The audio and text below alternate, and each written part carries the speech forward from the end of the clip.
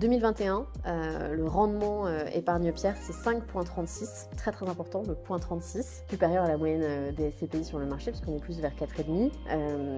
Rendement 2022, est-ce que c'est à minima 5,35, parce que vous visez plus? Alors sur le rendement, je dirais il y a deux choses à dire, donc extrêmement importantes. C'est déjà les 5,36 qui ont été distribués, en l'occurrence pour épargne-pierre, proviennent uniquement de la distribution des loyers perçus par la SCPI. Donc on parle uniquement de la distribution du résultat courant. Parce que les 4,49 que tu évoques, c'est exactement la distribution moyenne du marché pour 2021.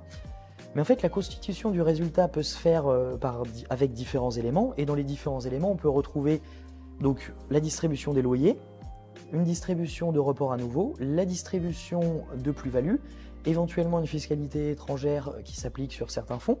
Donc tous ces éléments en fait mis bout à bout donnent la constitution du résultat des 4,49 que tu as pu donner. Sur épargne-pierre, pourquoi je fais cette distinction? C'est pour dire d'une certaine manière que la SCPI a encore d'autres leviers dont elle ne s'est encore jamais servie. À savoir qu'au-delà de cette distribution, on a également abondé en 2021 le report à nouveau, et il n'y a pas eu de cessions qui ont donné lieu à distribution de plus-value pour la constitution de ce résultat. Donc cette année, si on prend aujourd'hui le nouveau prix de part qui est à 208 € par rapport à un prix de part à 205 € au 1er janvier de l'année 2021, on a une distribution, si on donne le même dividende en euros par part, qui du coup ne serait pas à 5,35 mais sera à 5,27. Ça c'est si on donne en euros exactement au centime près la même chose que l'année précédente. Maintenant, l'année n'étant pas encore terminée, je peux déjà donner quelques pistes et te dire que la distribution sera comprise entre 5,10 et 5,30 pour épargne-pierre en 2022. Donc tu me parles d'une revalorisation de parts qui a eu lieu l'an dernier. C'est toujours une bonne nouvelle pour l'épargnant investisseur au sein de la SCPI. Est-ce que ce n'est pas un mouvement un peu plus difficile à envisager dans les 2 prochaines années au vu de l'inflation galopante actuelle?